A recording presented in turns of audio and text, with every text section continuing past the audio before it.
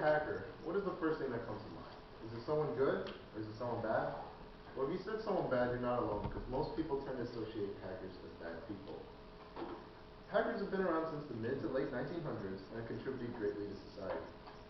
I'm a computer science major here at George Mason University, and I've researched this topic to share this information with you today. I'm going to talk about the importance of hacking and give you some knowledge about who a hacker is. To start things off, I'm going to talk about the history of hackers. Then I'm going to move on to talk about how hacking works and give an example of it. And then I'm going to finish things off with how hackers contribute to society. Now, while most of us don't look at something as 40, 50 years ago as something fairly recent, hackers technically appeared recently with the advancement of computers and the invention of the internet. There are multiple types of hackers that are defined by what they do. To name a few, there are white hat hackers, black hat hackers, gray hat hackers, hacktivists, and so on.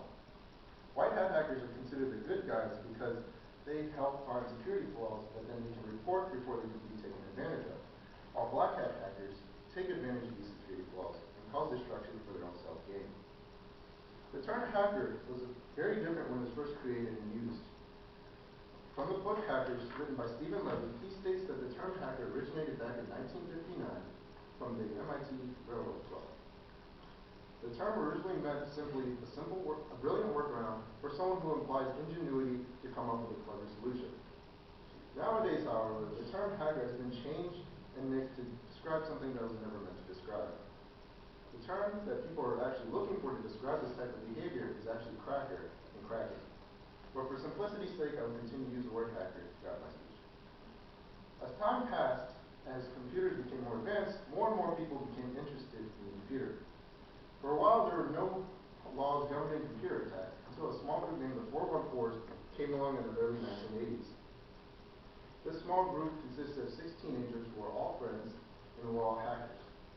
They broke into dozens of computer systems because it was so easy at the time. Their motivation for doing so was simply just to find out information or any secrets that the government was having, as stated in the CNN documentary on the 414s.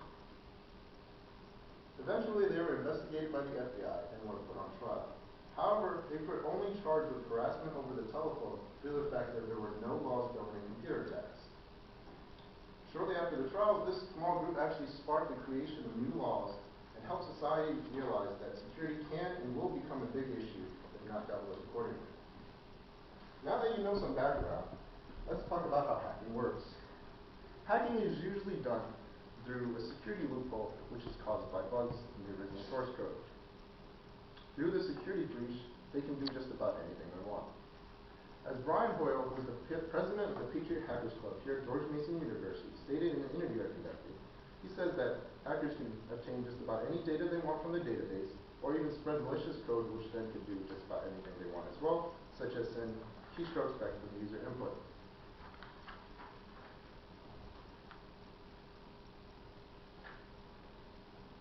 A good example of a security loophole that a lot of websites fail to account for, such as Facebook, Google, or even Twitter, is something called cross-site scripting, also known as XSS. This was a big issue about roughly 4 years ago, but was dealt with shortly after it was discovered, and luckily most of the big websites now protect against this.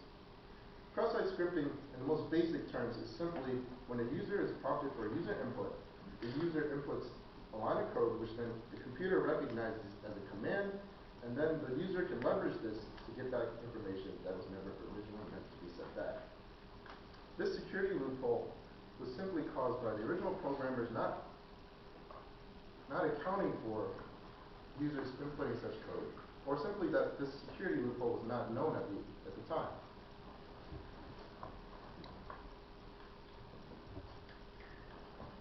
Now, let's talk about how hackers contribute to society. Like I stated earlier, most people tend to associate hackers as bad people. However, by now I hope you realize that that's not entirely true. In the article, Can Hackers Help Fight Crime, written by Marcia Clement, she states that hackers have only obtained a bad reputation over time, and groups like Anonymous has only caused more issues by rebelling against authority.